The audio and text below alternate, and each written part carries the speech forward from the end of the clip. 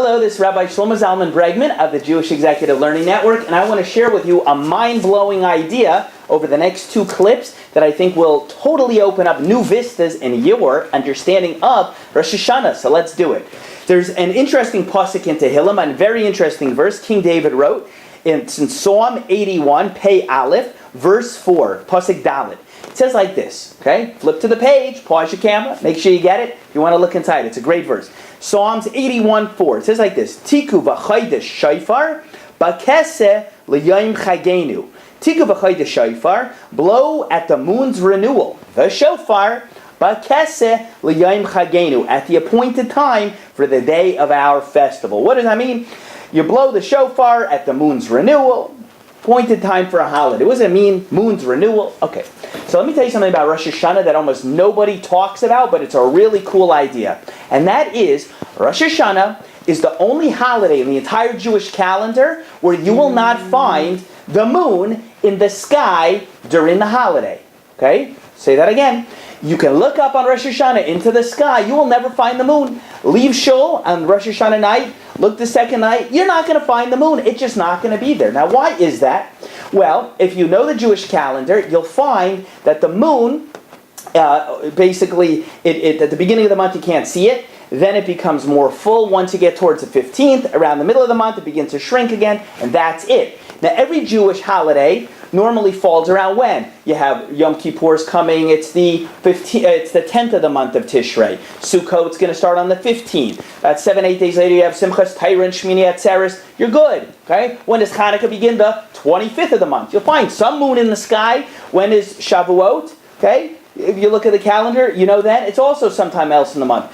Rosh Hashanah is the only holiday of the month, the only holiday in the Jewish calendar that begins on day 1 of the month, so there's no moon in the sky. Okay, very nice fact, but what does that have to do with anything? Why is this connected to this verse? So I'll tell you like this. It said in the verse that it's Bakeseh, that the moon is Bakesel Yom Chagenu. Bakesel Yom Chagenu is normally translated on the appointed time of our holiday. But if you know Lashon HaKodesh, the Holy Tongue Hebrew, you know Bakeseh means, drum roll, it means hidden. It means covered over. Yeah, that's right, camera person. Thank you. It means hidden. It means covered over. Bakeseh means covered over. So you know how that verse could be read? Bakeseh means covered over.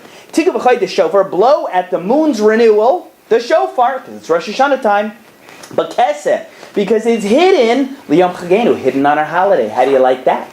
The moon's hidden. So what does that have to do with anything, and what's the lesson? So now let me get to the point, the first one. So if you look in the mystical Kabbalistic Sfarim, it says as follows. What is the meaning? Okay? So here's what happens. The Malach, this angel called the Satan, wants to accuse the Jewish people of terrible things before Hashem on Rosh Hashanah. Now, the way it works in the court of Jewish law is Eidos, testimony has to be established by two Eidim, two witnesses. So the Satan, this angel, wants to accuse the Jewish people before Hashem of anything the Jews did wrong in the past year, individually and collectively and communally. So what does the angel have to do? He's got to get two witnesses. That's the rule. That's a rule down here in our Jewish courts, because that's the rule in Shemayim in heaven. So you need two witnesses. So who's he going to find? So it says in the Kabbalistic Sfarim, it says that this angel, the Satan, wants to get two witnesses, so he goes to get the sun and the moon. Now, he's been friends with them, I guess, for a long time, and he picks them because they're always there.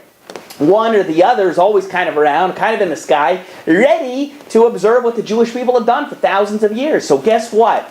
So say the mystical Sfarim, what happens? The Satan goes. He goes, okay, son, Shemesh, you're coming with me. I need you to testify, admit the truth, what you saw happen. Tachas HaShemesh, under the sun the past year. Okay, he's ready to go. And he goes to look for his other friend, the witness, the moon. And guess what? He can't find the guy. He can't find him. Why? Because he's Bakesel L'yom Chagenu. He's covered over and hidden on the holiday of Rosh Hashanah. Oh, so the Satan, he basically only schleps himself to Beis Din, to the Jewish court in Shemayim up high. He's got only one witness. I'm not hearing anything you have to say about the Jewish people. Get out of here. Okay, don't you know the rules? Get out of here. Okay? So that's one reason why the moon, you will not find it in the sky on Rosh Hashanah.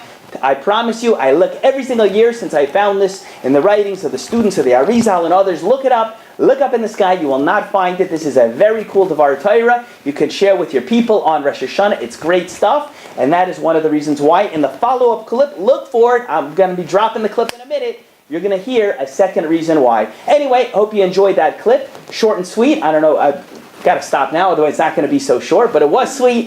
Rabbi Shlomo Zalman Bregman of the Jewish Executive Learning Network. And we will see you the next time.